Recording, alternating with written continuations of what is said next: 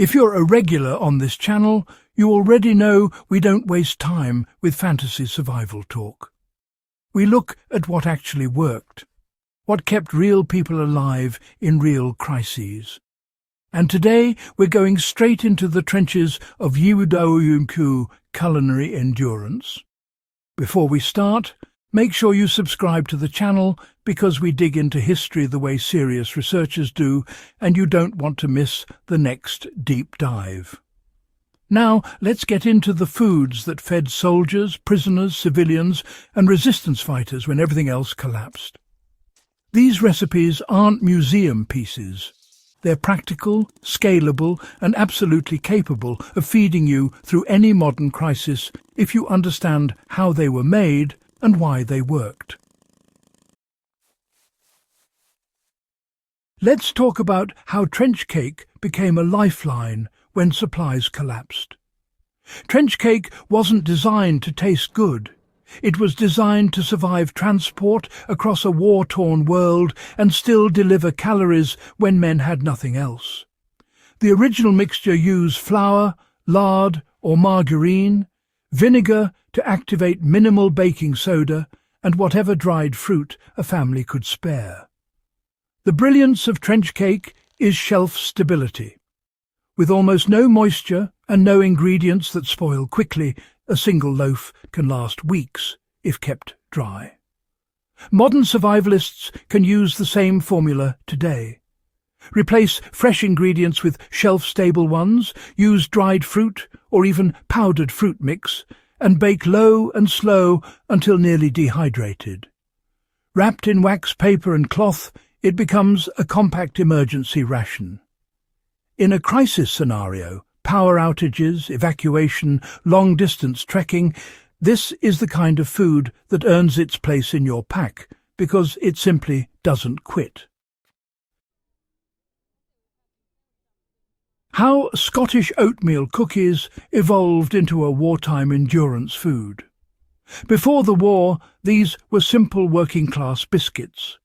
During the war, they transformed into a reliable high-energy field ration that civilians could make with rationed ingredients. Oats were cheap, filling, and one of the few grains that remained widely available, so families combined them with a bit of fat, a spoon of syrup, and salt to create cookies dense enough to act as meal replacements. The reason this matters today is that oats remain one of the most cost-effective and resilient foods you can store. If you ever need to stretch limited supplies, oatmeal cookies built the wartime way become a quick, travel-ready meal that doesn't rely on refrigeration. A practical application is simple. Mix oats, a little oil or butter, sugar or honey, and a splash of water, then pack them tightly and bake until firm. They stay intact even when crushed, which is why soldiers carried them through mud, cold, and bombardment. For preppers, they can serve as a compact calorie block that requires minimal ingredients and minimal heat to produce. How victory bread proved you could bake without wheat. Wheat shortages forced governments to experiment with blends of rye, barley, potato flour, and even ground legumes to create what became known as victory bread.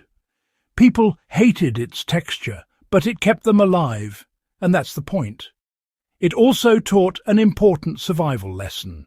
You're not dependent on a single grain unless you choose to be.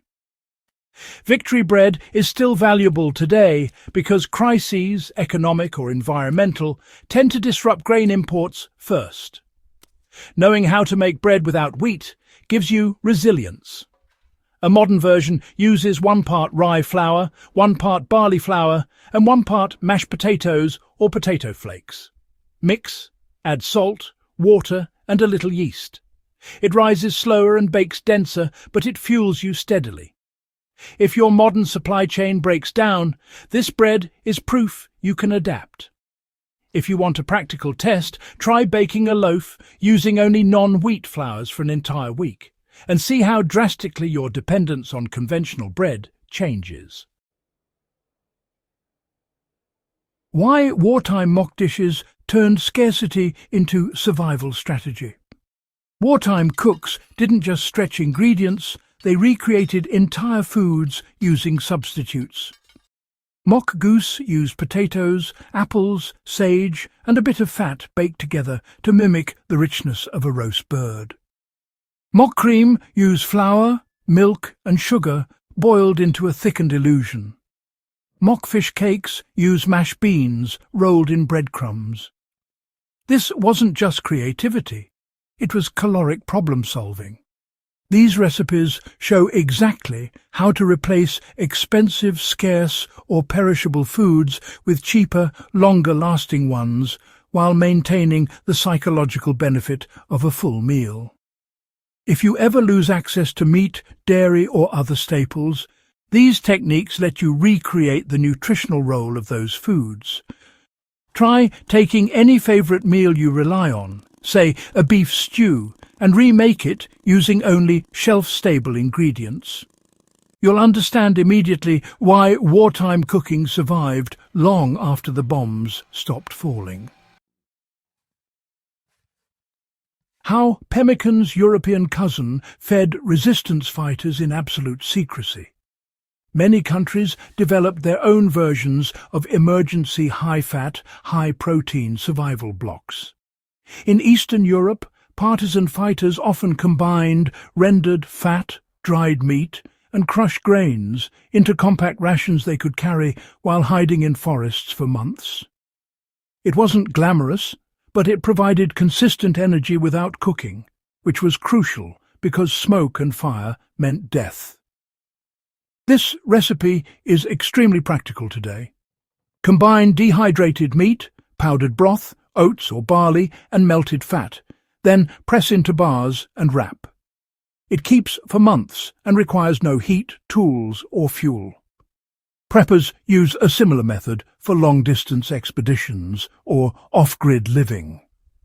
The trade-off is taste, but the payoff is survival.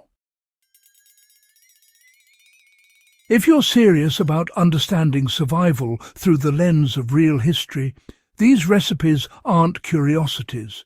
They're lessons written in scarcity and endurance. Let me know which one you want broken down step by step in the next video. And make sure you subscribe and share this guide so more history-minded survivalists can dig into the practical wisdom tofu left behind. Watermark, legacy of survival.